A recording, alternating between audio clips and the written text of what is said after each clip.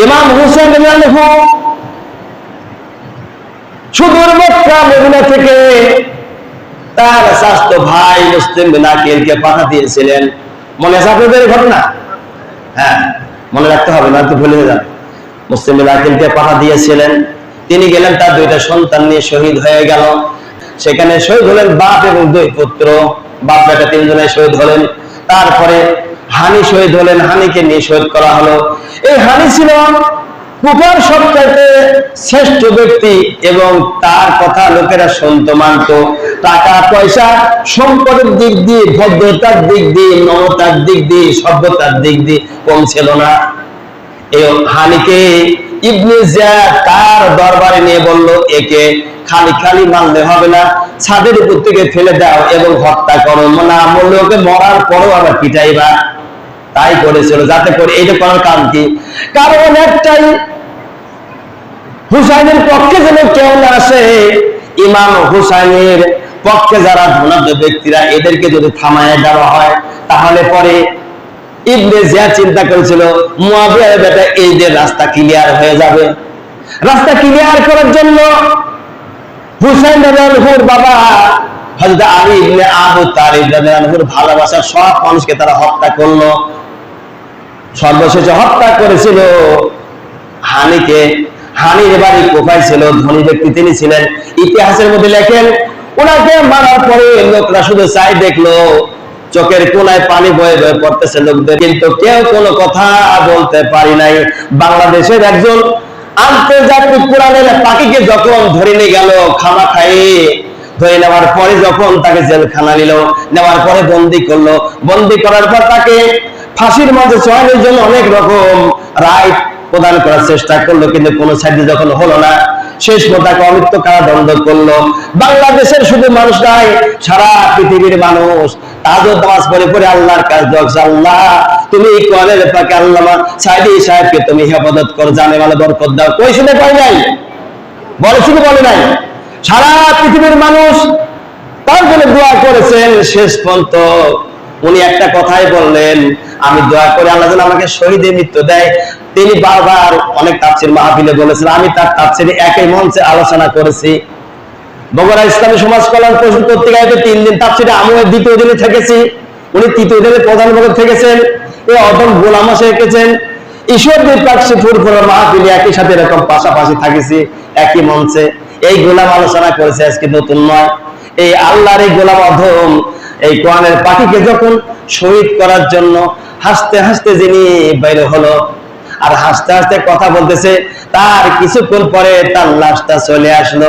তার মানে তিনি বারবারই বলছেন, আল্লাহ তোমার জুকনি শাহাদাতান ফি সাবিলিক ওয়াজাল মাউতি ফি বালাদি রাসূলি।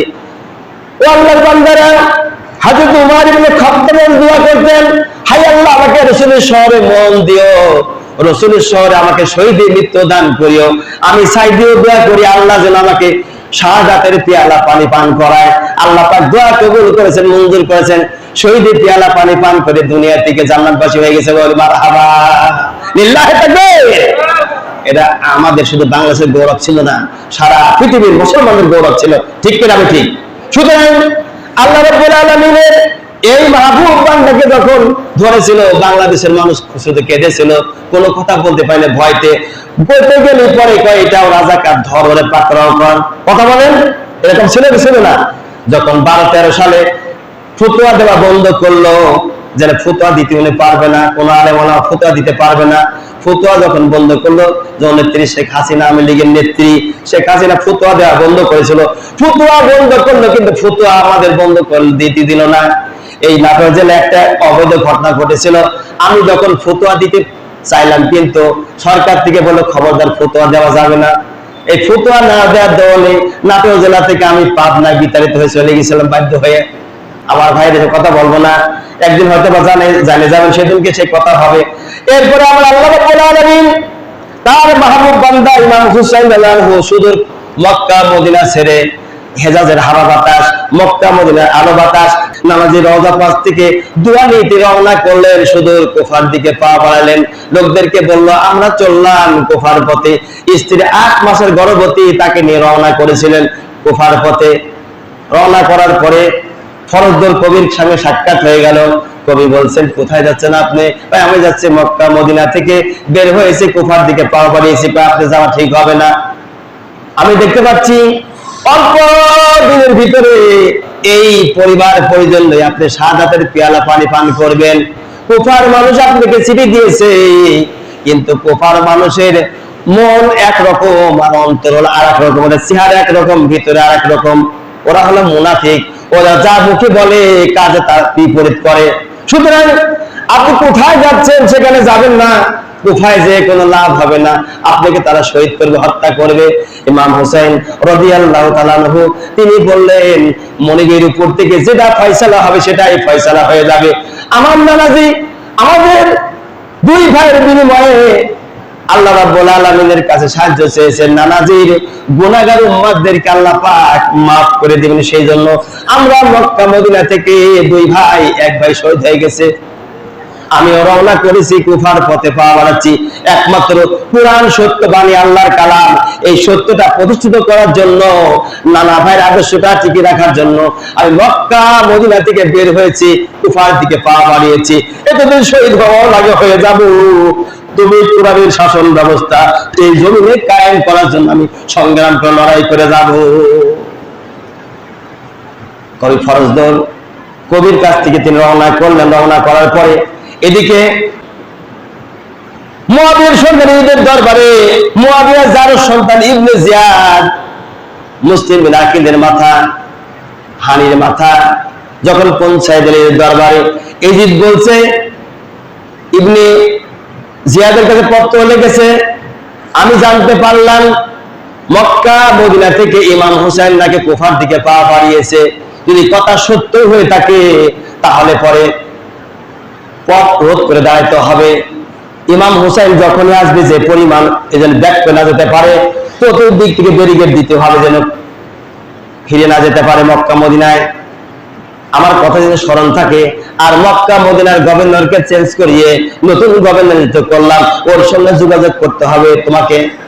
ইবনে জিয়াদ উত্তর দিল, হ্যাঁ যা বলা হলো আমি পুনখানো পালন করবো। এই বলিয়া ইবনে জিয়াদ ঘোষণা করলো, ইমাম হুসাইন যে রাস্তা দিয়ে পা বাড়িয়েছে ওই রাস্তায় সব রোধ করে দাঁড়াবা, ইমাম হুসাইন যেন ফিরে যেতে না পারে মক্কা মদিনাতে।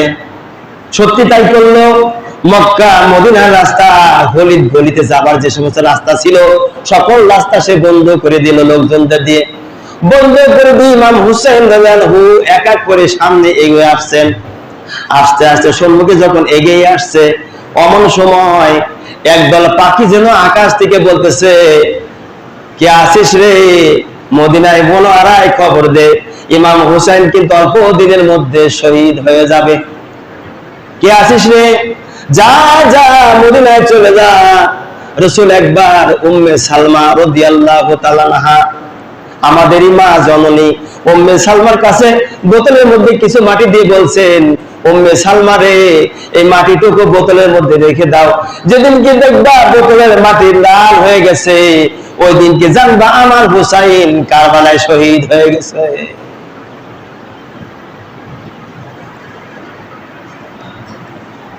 সালমা মাটি রেখে দিলেন।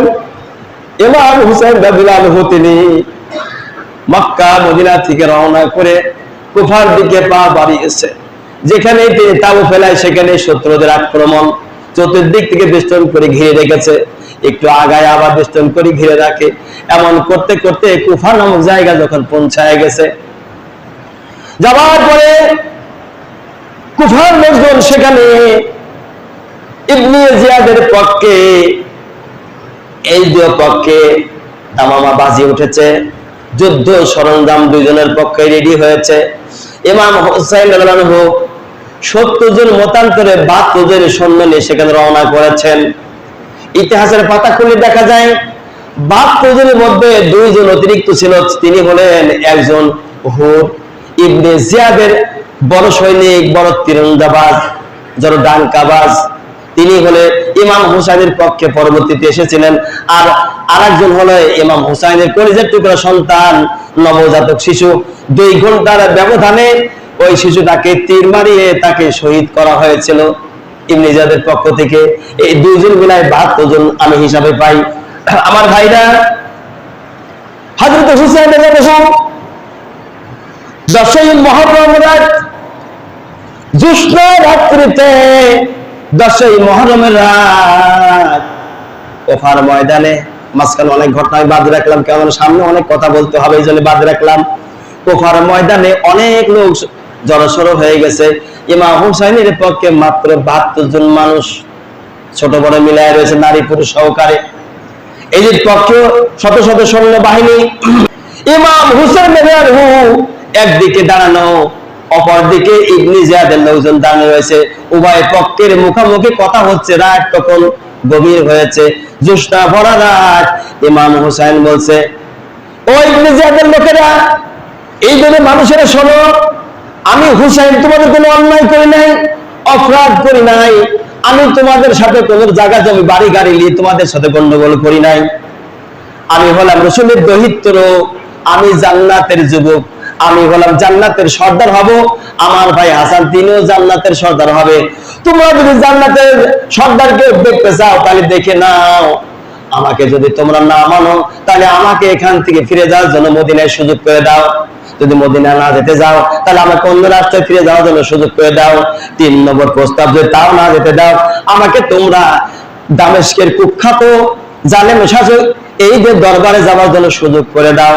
কিন্তু ইবনে জিয়াদ বলছে, না না না, কোনো কথাই হবে না, কোনো দিকে তাকে সুযোগ দেওয়া হবে না। ইবনে জিয়াদ জানতো যদি কুফার জমি থেকে তাকে ছেড়ে দেওয়া হয় তাহলে পরে দামেস্কের কুখ্যাত শাসক জালেম সরকার এজিদ অবশ্যই তাকে মেনে নিবে, কারণ রাসূলের দহিত্র সে, আর তাকে ক্ষমতা দিবেন। মুয়াবিয়া নিজে স্বাক্ষর করে গিয়েছেন, ওটা তো চোখের সামনে জ্বলন্ত প্রমাণ রয়েছে। এই জন্য এজিদ ছিল যার সন্তানের কাজ ছিল অন্যায় বিচার করা। ইতিমধ্যে সীমান নামে এক ব্যক্তি, এই সীমারের কথা আপনারা শুনেছেন, শোনেন নাই? এক কথা বল না, কে আজকে জীবনে শোনেন নাই? সীমার আমার কাছ থেকে শোনেন এবার। সীমান নামে এক ব্যক্তি, এই সীমার ছিল হযরতে আলী রাদিয়াল্লাহু আনহুর দ্বিতীয় যখন বিয়ে হয়, মা ফাতেমা রাদিয়াল্লাহু আনহা ইন্তেকালের পরে দ্বিতীয় বিয়ে করেছিলেন কুফায় নগরীতে। ওই কুফায় নগরীর দ্বিতীয় বইয়ের নাম ছিল উম্মুল বানিন। আমার কাছে ইতিহাস শোনেন, ইতিহাসের আমি ছাত্র, খালি কিন্তু সাধারণ ছাত্র ছিলাম না, ডবল আমি এমন ডবল আলম হয় নাই। উম্মুল বানিন যখন হযরত আলীর সঙ্গে বিয়ে বন্ধনে আবদ্ধ হয়ে গেলেন, ওই উম্মুল বানিনের গর্ভে 4টা ছেলে হয়, আর ফাতেমার গর্ভে 2 ছেলে 1 মেয়ে। ওই মেয়ের নাম জয়নাব বিনতে ফাতেমা। ইতিহাসের কথা বলে তার স্ত্রী, তার ছেলে মেয়ে কতগুলো ছিল এই ইতিহাস অনেকেই বলে না, জানে না কি জানে না তা আমি জানি না, তাই বলে না কেন যা তাও জানি না। উম্মুল বানিনের ঘরে 4টে ছেলে হয়। 4 জন ভাই হযরতে হুসাইন রাদিয়াল্লাহু সঙ্গে সফর সঙ্গী হয়ে তারাও শহীদ হয়েছিলেন। এই 4 জনের কাছে গিয়ে সীমার বলছে, জ্যৈষ্ঠ বড় রাত্রিতে, ও আমার ফুফাতো ভাই, তার মানে মামাতো ফুফাতো ভাই সীমার এবং উম্মুল বানিন, আর সীমারের আব্বা আপন মামাতো ফুফাতো ভাইয়েরা ছিল, যার কারণে উম্মুল বানির সন্তানদের কাছে গিয়ে সীমার বলতেছে, তোমরা আমার ফুফাতো ভাই, তোমরা ওদের কাছ থেকে চলে আসো, তোমাদেরকে আমান মদিনায় ফিরে দেওয়া হবে। আর ইমাম হুসাইনের ব্যাপার তোমাদের নাক গলাতে হবে না, তোমরা 4 ভাই বেরিয়ে আসো, তোমাদেরকে আমান দিয়ে দেওয়া আমি নিজে কথা দিচ্ছি। সীমার হইয়া সীমার সেনাপতির দায়িত্ব নিয়ে নিল। এবার 4 ভাই বীরহ বিক্রমের মতো ঝাঁপিয়ে পড়লো আর বলল, সীমার কাকে ভয় দেখাও, কাকে নিরাপদ দিয়ে, কুলাঙ্গারের বাচ্চা কুলাঙ্গার, তুমি কে আমান দেবার? আমান দিবে না দেবার আল্লাহ দিবে, তুমি আমান দেবার কে? আমান দিবে না দেবার আল্লাহ এখান থেকে পাঠা দিয়ে, আমান তুমি আমান দেবার কেউ নাই। তুমি যদি আত্মতার পরিচয় দিতে আসো তাহলে পরে আমাদের উপরে কেন তুমি চাপাই দিচ্ছ এত বড় বোঝা? আমরা অন্যায় বিচার কিছুই করি নাই, আমরা শিকড় সেজে থাকি, মূল হারা হয়ে আমরা বাঁচতে চাই না। আমরা মূল হারা হয়ে বাঁচতে চাই না শিকড় হইয়া। আমাদের মূল হলো ইমাম হুসাইন। হুসাইন যদি শহীদ হয়ে যায় কারবালার ময়দানে, আমরা কারবালায় জীবন দিতে রাজি হয়ে গেছি। সীমার যদি বাঁচতে চাও এখান থেকে ফিরে চলে যাও, তোমার মুখ দেখতে মন চাচ্ছে না। সীমার কোনো কথা না বলিয়ে ব্যাগটা ব্যাগ দিল। দেওয়ার পরে ইবনে জিয়াদ বলতেছে, এত কথা কেন তোমাদের হচ্ছে? ওদেরকে পাকড়াও করতে কি তোমাদের মন চায় না? লোকেরা বলছে পাকড়াও করো মানে কতক কতক হোক। এমন সময় হুরের পক্ষে এই তরমাসকে বলছে, হুর ডেকে বলছে, সীমার সে হলো প্রধান সেনাপতি ছিল, নাম হলো হুর। এই হুর তরমুজকে বলছে, তরমুজের তার এলাকার মানুষ ছিল, তরমুজ এলাকার মানুষ ছিল।